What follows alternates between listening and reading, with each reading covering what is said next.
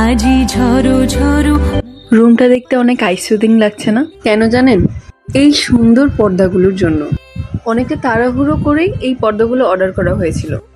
একটা জিনিস রিয়েলাইজ করলাম, অনেক সময় হুট করে কেনা জিনিসগুলোই অনেক সুন্দর হয়ে যায়। যেমন এই পর্দাগুলো। ওই দিন এক বিশেষ অতিথির আমার বাসায় আসার কথা ছিল, তাই ভাবছিলাম রুমটাকে একটু অন্যরকম করে ডেকোরেশন করব। এবং সেই ভেবেই পর্দাগুলো অর্ডার দেওয়া হয়েছিল। আমি সুন্দর আইসুদিং পর্দাগুলো, এই পর্দাগুলোর জন্য আমি ওই পেজে ভাইয়াদেরকে অনেক জ্বালিয়েছি এবং অনেকবার নক করেছিলাম, বাট ওরা এত জেন্টাল যে ওরা একটু বিরক্ত না হয়ে এই পর্দাগুলোর ডিটেলস আমাকে দিয়েছিল। এবং তারপরে যখন আমি ঘরে টানিয়েছি, দেখলাম আসলে এই পর্দাগুলো খুব সুন্দর এবং আমার ঘরের সৌন্দর্যকে দ্বিগুণ বাড়িয়ে তুলেছে।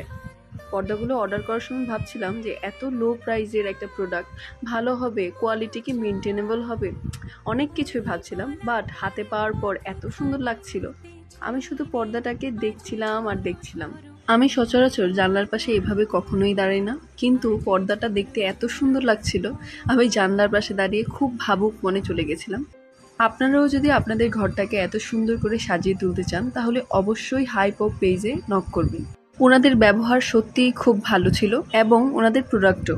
যাই হোক, আমি এই পর্দার ভিউটা এনজয় করতে থাকি। আপনারা সবাই ভালো থাকবেন, সুস্থ থাকবেন।